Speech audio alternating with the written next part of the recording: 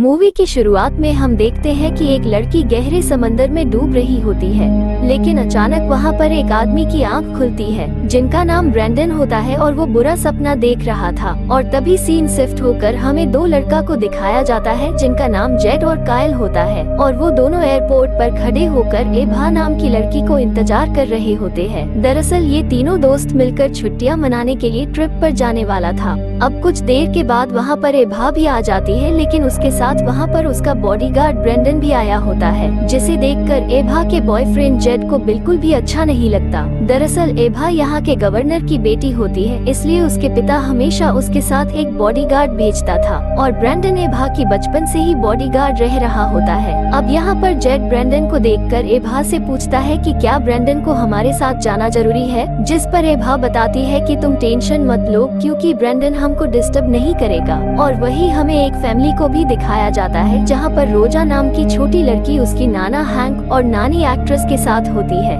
वो लोग भी उसी प्लेन में अपने घर जा रहा होता है। और वही दूसरी तरफ हम एभा और ब्रेंडन को देखते हैं जहाँ पर ब्रेंडन एभा से कहता है कि अगर तुमको दिक्कत है तो मैं वापस चला जाऊंगा, लेकिन एभा उसे रुकने के लिए कहती है क्योंकि ब्रेंडन बचपन से उसके साथ रहा है, इसलिए वो उसके साथ सेफ फील करती है। अब कुछ देर के बाद वहाँ पर सभी लोग प्लेन के अंदर जाने लगता है और अंदर जाकर अपने अपने सीट में बैठ जाता है, लेकिन वहाँ पर एभा ब्रेंडन को आगे की सीट देकर वो पीछे अपने दोस्त के साथ जाकर बैठ जाती है। अब कुछ देर बाद प्लेन भी टेक ऑफ करता है जहाँ पर सभी लोग काफी खुश हो जाता है, जिसे देखकर कायल कहता है कि हमारी ये ट्रिप बहुत मजेदार होने वाली है। लेकिन तभी एभा नोटिस करती है कि प्लेन में काफी कम लोग होता है, जिसे देखकर उसे अजीब लगने लगता है, इसलिए वो अपने दोस्तों से पूछती है, जिस पर जेड उसे बताता है कि हमारी फ्लाइट अर्ली मॉर्निंग की है, इसीलिए प्लेन खाली है। प्लेन आसमान में उड़ रहा होता है जहाँ पर सब कुछ ठीक चल रहा था, लेकिन प्लेन कुछ ही दूर जाते ही वहाँ पर अचानक से पक्षियों का झुंड आकर प्लेन के इंजन से टकरा जाता है, जिसकी वजह से प्लेन में थोड़ा हलचल हो जाते हैं और प्लेन में बैठे सभी लोग थोड़ा घबरा जाते हैं। लेकिन तभी वहाँ पर फ्लाइट अटेंडेंट आकर सभी को बताता है कि कुछ पक्षियों का झुंड आकर प्लेन में टकराया है, इसलिए घबराने की कोई बात नहीं है, जिसे सुनकर सभी लोग शांत हो जाता है। लेकिन कुछ देर बाद फिर से प्लेन जोर जोर से हिलने लगता है, जिसे देखकर वहाँ पर मौजूद सभी लोग काफी डर जाता है।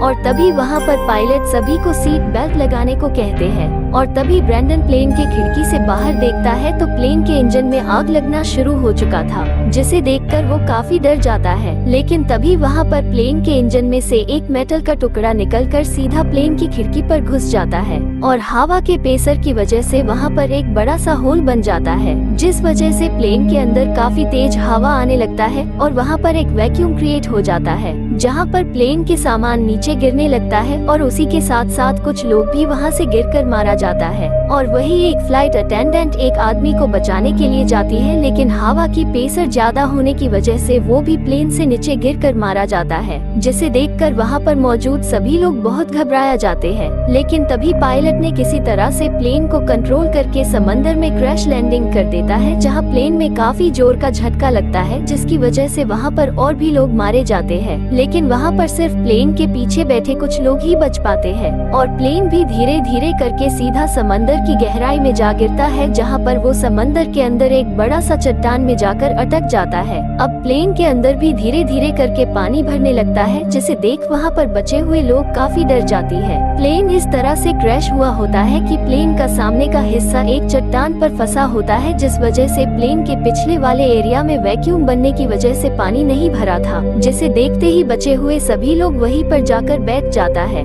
लेकिन तभी वहाँ पर एभा देखती है कि वहाँ पर ब्रेंडन नहीं होता, जिसे देखकर वो काफी दुखी हो जाती है, क्योंकि उसे लगा था कि शायद ब्रेंडन भी मर गया है। मगर तभी वहाँ पर ब्रेंडन रोजा और उसकी नानी एक्ट्रेस को लेकर वहाँ पर आ जाता है, लेकिन उसकी नानी पूरी तरह से बेहोश होती है, जिसे देखते ही ब्रेंडन उसको सीपीआर देकर ठीक करता है, जिसे देखकर एभा काफी खुश हो जाती है। यहाँ पर ब्रेंडन सभी को शांत रहने को कहता है और वो बताता है कि हम लोग यहाँ पर सेफ है क्योंकि ये एयर लॉक है, जिसका मतलब ये है कि प्लेन के अंदर पानी इतना जल्दी नहीं आएगा। इसलिए हमें यही रहकर मदद का इंतजार करना चाहिए। और तभी डैनिलो भी उन्हें बताता है कि प्लेन क्रैश होने से पहले डेफिनेटली पायलट का रेडियो कांटेक्ट हुआ होगा, इसलिए हमारी हेल्प के लिए कोई न कोई जरूर आएगा। लेकिन तभी एभा कहती है कि हमें यहाँ रहकर इंतजार करने की बजाय यहाँ से निकलने की कोशिश करना चाहिए, जिसे सुनकर ब्रैंडन उसे कहता है कि अगर हमने ऐसा किया तो हम सबके सब मारे जाएंगे, इसलिए अब इनके पास इंतजार करने के अलावा और कोई रास्ता नहीं है। लेकिन वहाँ पर ऑक्सीजन का कमी होता है, इसलिए ब्रैंडन डैनिलो से कहता है कि हमें ऑक्सीजन की जरूरत पड़ेगी। जिसे सुनते ही डैनिलो ऑक्सीजन टैंक देखने के लिए जाता है, लेकिन वहाँ पर कोई ऑक्सीजन टैंक नहीं होता। लेकिन तभी वहाँ पर एक्ट्रेस कहती है कि मैंने वहाँ नीचे एक आदमी को देखा था जिसके पास ऑक्सीजन सिलेंडर है। जिसे सुनकर ब्रैंडन वो ऑक्सीजन टैंक लेने के लिए वहाँ पर जाने का फैसला करता है और कुछ देर के बाद वो अकेले उस पानी में अंदर चला जाता है जहाँ पर ऑक्सीजन टैंक था।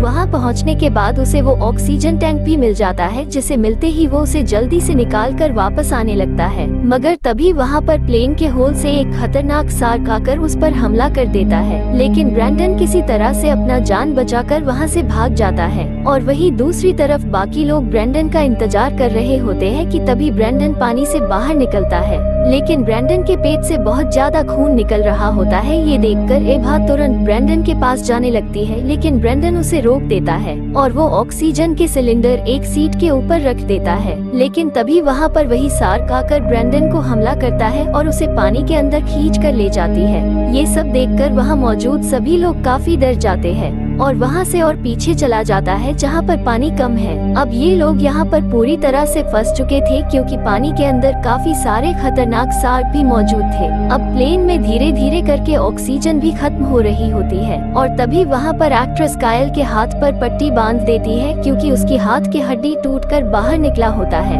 इसलिए वो वहाँ पर पड़े कुछ सामान से कायल की हड्डी को सही जगह रखकर अच्छी तरह से बांध देती है। और तभी वो वहाँ पर सभी लोगों को बताती है कि वो पहले आर्मी में नर्स थी। और तभी सीन शिफ्ट होकर हम एक रेस्क्यू टीम के हेलीकॉप्टर को दिखाते हैं जो समुद्र के ऊपर से उसी प्लेन को ढूंढ रहा होता है। दरअसल ये हेलीकॉप्टर एभा के लिए आया होता है, क्योंकि वो यहाँ के गवर्नर की बेटी होती है। लेकिन इतने बड़ी समंदर में उन लोगों को कुछ भी दिखाई नहीं देता, क्योंकि प्लेन पूरी तरह से पानी के अंदर होता है। और वही नीचे प्लेन के अंदर वो लोग देखता है कि वहाँ पर काफी सारे शार्क आकर मरे हुए सभी लोगों को खाना शुरू कर देती है। ये देखकर वहाँ पर सभी लोग काफी डर जाती है। लेकिन तभी वहाँ पर उन लोगों को कुछ अजीब सी आवाज भी सुनाई देता है, जिससे वो लोग और ज्यादा डर जाता है। मगर तभी वहाँ पर जेट कहता है कि प्लेन की बॉडी अल्युमिनियम की बनी होती है, इसलिए इसने समंदर की इतनी गहराई में पानी के प्रेशर को ज्यादा समय के लिए रोक नहीं पाएगा और ये कभी भी टूट सकता है, इसलिए हमें यहाँ से जल्दी निकलना होगा।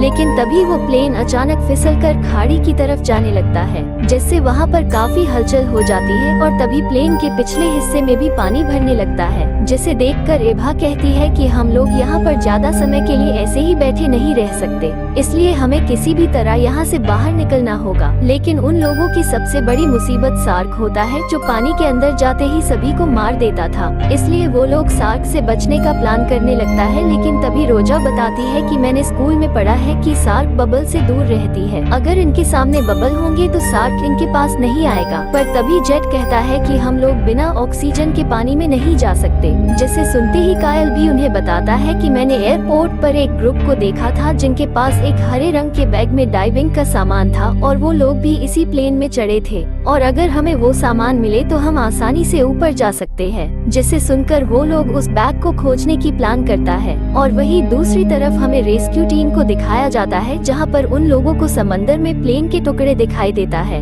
जिसे देखते ही हेलीकॉप्टर से दो लोग समंदर में उतरते हैं और कुछ नीचे जाते ही उन दोनों को वो प्लेन भी दिखाई देता है। जिसे देखते ही वो दोनों जल्दी से उसके पास जाता है। लेकिन उन दोनों के पास सिर्फ 15 मिनट का समय होता है, क्योंकि हेलीकॉप्टर काफी देर से समुंदर के ऊपर चक्कर लगाने की वजह से उनका फ्यूल बहुत ही कम बचा था। जहां पर प्लेन के अंदर हुई लोगों ने भी उन दोनों को देख लेता है, जिससे वो सभी लोग काफी खुश हो जाती है। और तभी वहां पर एक आदमी प्लेन के होल से अंदर आने की कोशिश करता है, तो दूसरे आदमी वही रुक कर वो लोगों को समझाने लगता है। लेकिन तभी वहाँ पर अचानक एक शार्क आ जाता है, जिसे देखते ही प्लेन के अंदर से वो लोग उसे बताने की कोशिश भी करता है कि उसके पीछे एक शार्क है। लेकिन आदमी को उन लोगों की बातें समझ नहीं आता और इतने में ही वो शार्क उसे मार देती है, जिसे देखकर वो सब लोग बहुत ज्यादा घबराया जाते हैं और अंदर आकर वो लोग दूसरे आदमी का इंतजार करता है। लेकिन काफी देर होने से भी वो आदमी अंदर नहीं आता, इसलिए वो लोग समझ जाता है कि उसे भी शार्क ने मार दिया।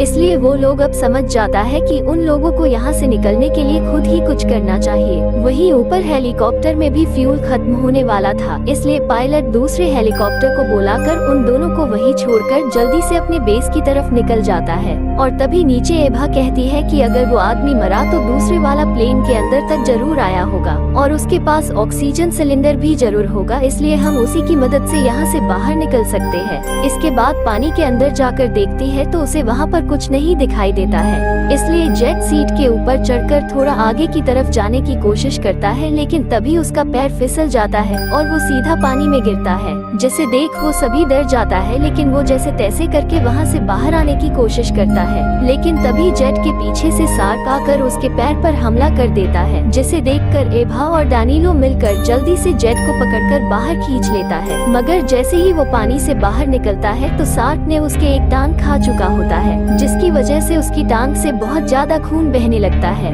ये देखकर एक्ट्रेस जेट की टांग को बेल्ट ने बांध देती है ताकि खून का बहना बंद हो जाए। इसके बाद एभा डिसाइड करती है कि वो किसी भी तरह से वो लगेज एरिया में जाकर उस हरे रंग के बैग को लेकर आएगी। इसलिए डैनिलो भी एभा को रास्ता समझाते हुए उसको एक फ्लेयर देता है ताकि उसे पानी के अंदर बैग को देख सके। अब एभा फ्लेयर लेकर उस जगह जाता है जहाँ पर बैग रखा था। वहाँ पहुँचने के बाद वो उस बैग को इधर उधर देखने लगती है और थोड़ी देर बाद उसे वो बैग मिल जाता है जो उसे चाहिए था। बैग मिलते ही एभा जल्दी से उसे लेकर वापस आ जाती है, लेकिन जैसे ही वो वापस आकर देखती है तो वहाँ पर जेट मर चुका होता है, जिसे देखकर एभा पूरी तरह से टूट जाती है और काफी रोने लगती है। ये देखकर एक्ट्रेस उसे समझाने लगती है कि तुम्हें हौसला रखना होगा। लेकिन तभी प्लेन हलचल होना शुरू हो जाता है, जिस वजह से प्लेन के आगे वाले हिस्से टूटने लगता है। ये देखकर वहाँ पर सभी लोग जल्दी से बाहर निकलने के लिए तैयार हो जाते हैं और शार्क से बचने के लिए बबल का इस्तेमाल करने का प्लान करता है। अब एभा मास्क और जैकेट लेकर आती है, लेकिन वहाँ पर सिर्फ 4 मास्क और जैकेट होती है, जिसे देखकर एक्ट्रेस कहती है कोई प्रॉब्लम नहीं है, मैं बिना ड्राइविंग शूट के ही मैनेज कर लूंगी। उसके बाद वो सभी लोग ड्राइविंग शूट पहनकर रेडी हो जाता है और एक एक करके प्लेन के आगे की ओर जाने लगता है। मगर तभी वो लोग नोटिस करता है कि प्लेन के आगे वाला हिस्सा टूटकर समंदर के नीचे की तरफ गिर रहा होता है और पिछला हिस्सा भी धीरे धीरे करके खिसक रहा होता है, जिसकी वजह से वहाँ पर भी तेजी से पानी बढ़ने लगता है। अब उन लोगों को यहाँ से निकलने के लिए ज्यादा टाइम नहीं था, इसलिए वहाँ पर एभा कहती है हमें जल्दी से स्विमिंग करते हुए यहाँ से बाहर निकलना होगा, नहीं तो हम यहीं पर मरे जाएंगे। उसके बाद वहाँ पर सबसे पहले एभा और रोजा पानी में जाते हैं, लेकिन तभी वहाँ पर एक शार्क आकर उन पर हमला करने लगता है, जिसे देखकर एभा जल्दी बबल बना देती है, जिससे देखकर वो शार्क वहाँ से चली जाती है। उसके बाद वहाँ पर कायल और डैनिलो भी आ जाता है, लेकिन एक्ट्रेस काफी डरा हुआ था, इसलिए वो प्लेन के पिछले वाले हिस्से में जाकर बैठ जाता है। वहीं दूसरी तरफ कायल भी काफी डर रहा होता है, इसलिए वो घबराकर वापस जाने की कोशिश करता है। लेकिन वापस जाते वक्त वहाँ पर भी एक शार्क आकर उस पर हमला कर देता है, जिससे उसका भी वहीं पर मौत हो जाता है। अब इस प्लेन के अंदर एभा, रोजा और डेनिलो ही बचा हुआ था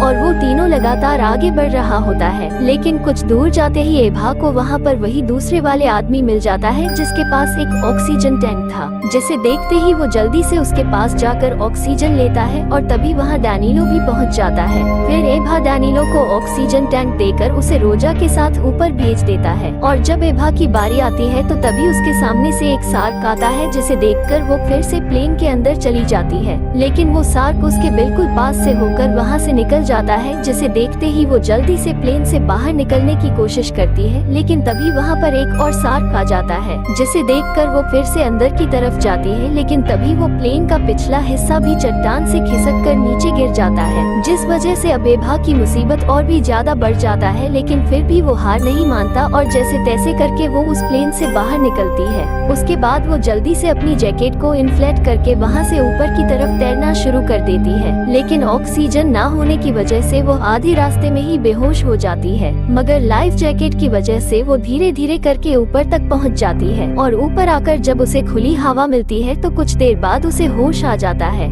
एभा को होश आते ही वो डैनिलो और रोजा को बुलाने लगती है, लेकिन वहाँ पर उसे कोई नहीं मिलता। ये देखकर वो समझ जाता है कि शायद उन दोनों को भी शार्क ने मार डाला, जिससे वो काफी दुखी हो जाती है। लेकिन तभी वहाँ पर रेस्क्यू टीम के हेलीकॉप्टर आ जाता है, जहाँ पर वो लोग एभा को देखकर उसे जल्दी से ऊपर हेलीकॉप्टर में खींच लेता है। और जब एभा हेलीकॉप्टर में पहुँचती है तो उसे वहाँ पर डैनिलो और रोजा भी दिखाई देता है, जो पहले ही उन दोनों को रेस्क्यू कर चुका होता है। जिसे देखकर एभा काफी खुश हो जाती है, लेकिन तभी रोजा उसे अपने नानी के बारे में पूछती है, जिस पर एभा उसे बताती है कि उसकी नानी अब नहीं रही। ये सुनकर रोजा काफी दुखी हो जाती है और एभा को गले लगाकर रोने लगती है। और इसी के साथ ये मूवी भी यहीं पर एंड हो जाती है।